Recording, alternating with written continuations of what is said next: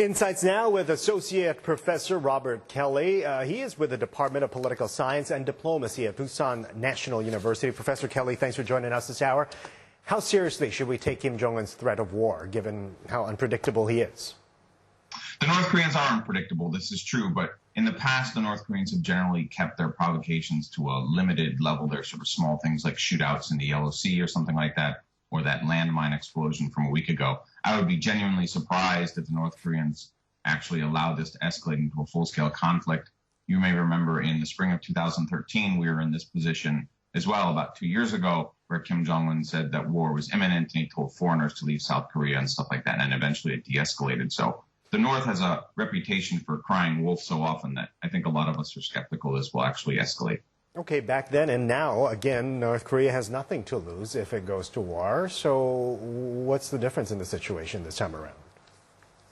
Well, this time around, I would say that the North actually does have something to lose insofar as the elite they would lose and the regime elite would face punishment, right? That is to say that they would wind up in jail or before the hangman South Korea retains the death penalty. So I actually would argue that North Korea has a great deal to lose, and the elite, particularly, not the regular people. And that, of course, you're correct.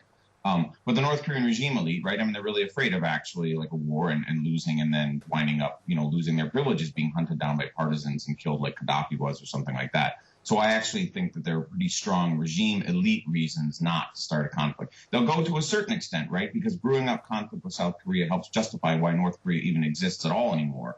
But if you go too far and things spin out of control, I mean, they're not going to win, right? North Korea is not going to defeat the United States in a war. All right, Professor, maybe you can explain to us why the North is so irked by South Korea's anti-Pyongyang propaganda. Sure, yeah, the loudspeakers are sort of an odd kind of thing. South Korea needs some way to respond to North Korea when the North Koreans pull provocations like the landmine explosion a week ago. But South Korea is very exposed. South Korea's capital city, Seoul, is only about 30 or 40 miles away from the demilitarized zone. And so South Korea has a lot of trouble actually engaging anything like, for example, what the Israelis do, right? The Israelis sort of like bomb sites from states that have attacked them or something like that. South Korea really can't do that because South Korea is so vulnerable to North Korean counterfire. And so the South Koreans are always looking for sort of small ways to punch back. And one of the things they stumbled on a couple of decades ago was putting up these big anti-North Korean propaganda speakers. My own sense is they're kind of ridiculous. I don't really understand why these are considered such a great big thing, but the South Koreans like them and the North Koreans really don't because the propaganda is, North Korea is destroying its own people and the Kim family is a bunch of decadent monarchs and stuff like that.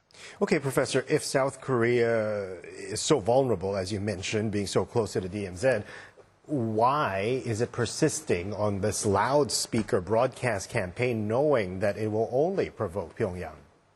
Yeah, I would actually agree with that question myself. I actually agree with that assessment. I'm not entirely sure where this is going. The loudspeakers don't actually, in my opinion, they don't actually do very much, right? I mean, again, they're just a human voice amplified very loudly. They're not going to carry that far away. And not that many people in North Korea actually live near the demilitarized zone. There are Potemkin villages along the line to make it look like it's inhabited, but it's not. The only people near the DMZ in North Korea are the military. So the loudspeakers, do they actually impact anything? I mean, do they really impact North Korean morale? I mean, maybe, but it's not really clear to me what they do, and I'm not really sure I understand or agree that this is a nice way for the South Koreans to get back. I understand the South Koreans want to hit back, but I'm not really sure, like you said, I'm not really sure if I would agree that this is very efficacious. Professor, nice hearing from you. Associate Professor Robert Kelly from Busan National University joining us there on the situation between North and South Korea.